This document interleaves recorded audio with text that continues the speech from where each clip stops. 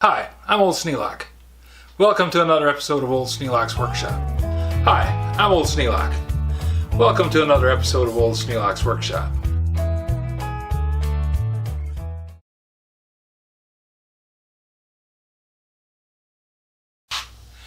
You saw me using this to set the handle on the 12-pound sledge, and it worked. It worked quite well. I mean, it did what I wanted it to, but it was a little tough. And I knew I was cutting hickory, and hickory's hard to cut. So I thought, well, wonder if I can use that belt sander to sharpen it. And it worked, and I'll show you what I did. Okay, been able to flatten the back and dress the front reasonably straight, but it's still pretty coarse. A 120 grit belt is not going to polish it.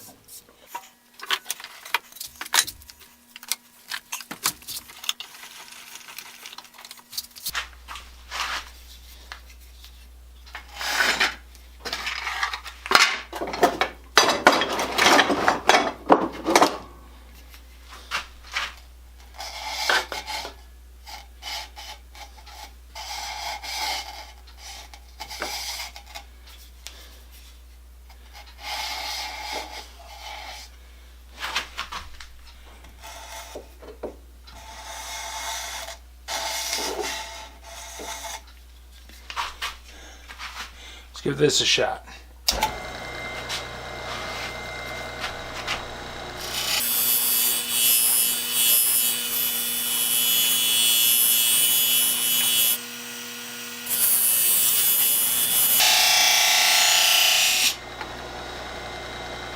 That looks pretty good.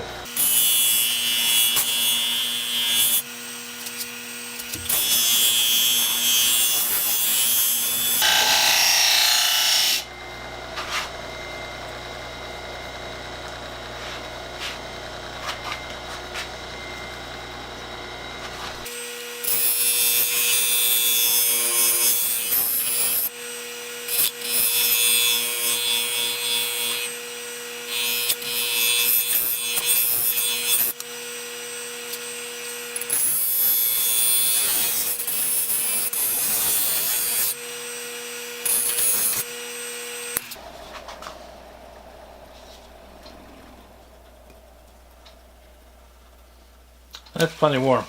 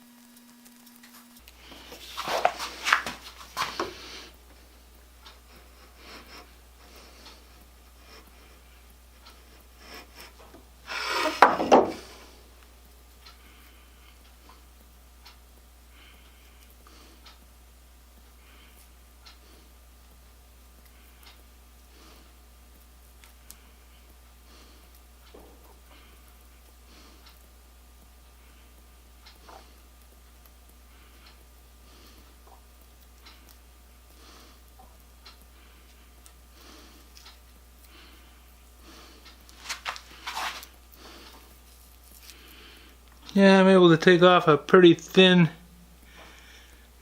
slice of wood with that now. Wonder just how fine that is.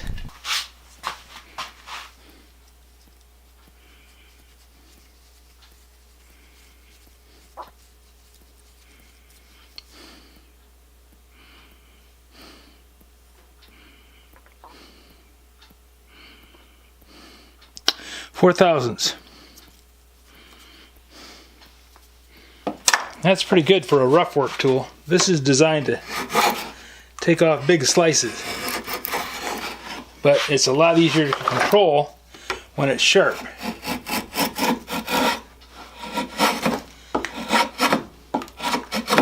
And putting it bevel down means I can control that edge a lot better. I have a short throw, and I can really run that back and forth and hold the edge at the depth that I want to cut at.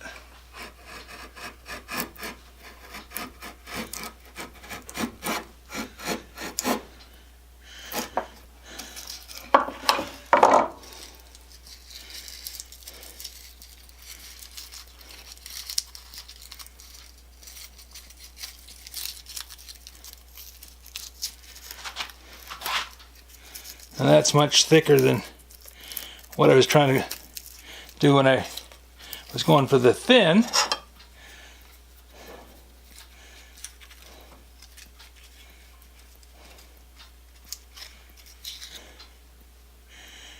Yeah, that's 8 thou. And then you can set this thing and take a chunk.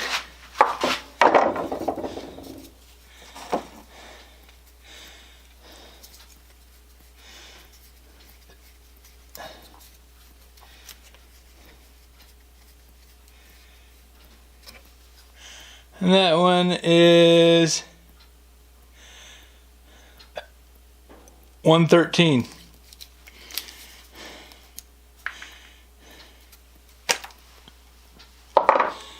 So, the little belt sander's done a good job. And the fiber wheels. Now, I could put this on the water stones and probably get a razor edge on it, because I'm nowhere near shaving sharp.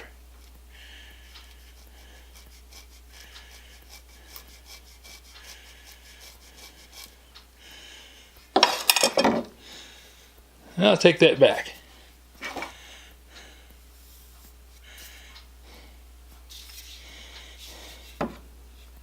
That's the best this has ever been. And I have tried hand treadle wheels, grinders, belt sanders of all kinds.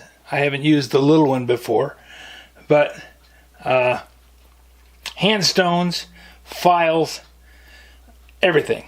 This is the best I have seen.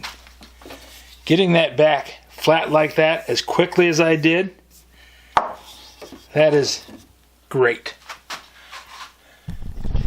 Now if you look, I have a few up there that I've been looking at, saying, okay, I should get to those someday, but God, I spent, just to get one of these old junkers working, I spent a good 3 days with hand stones on this one, trying to flatten that back, because I knew if I went with a power tool that I had, using a wheel grinder, it just makes scallops. I tried that. Using the belt sander out in the garage, it was too fast. It was too much. But I only had 50 grit belts for it, and I was trying it just to see what it would do. It made ripples lengthways along the blade.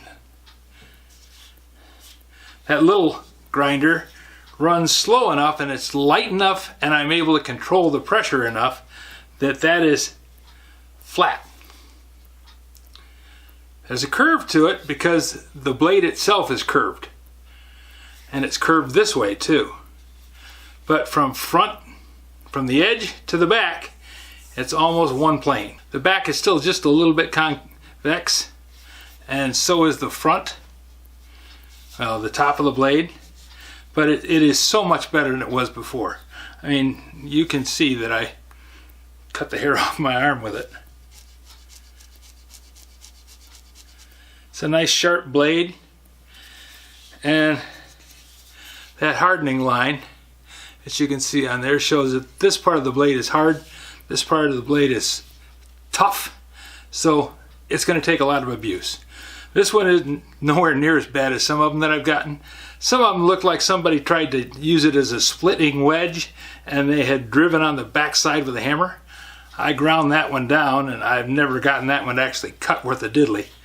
So this is a big thing for me. I am very pleased. And it's all because of the little belt grinder. really made the job easy. You can see it taken, what, 20 minutes? And I've gone from an edge that cut to an edge that slices and cuts easily. It cuts 1/8 inch chops or 4/1000 thick, just on how you hold the handles. Great thing. If you have any suggestions for a new video, questions about today's video, or any of the other videos on the channel, just drop a note in the comments. You know I read them all. Thanks for watching.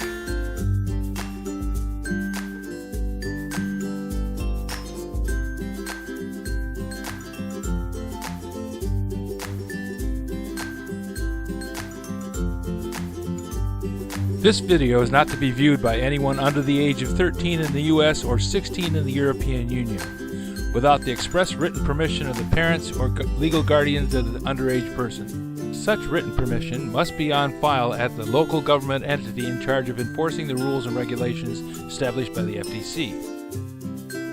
Anyone violating these terms is admitting by default that they hold harmless the owners and operators of this channel.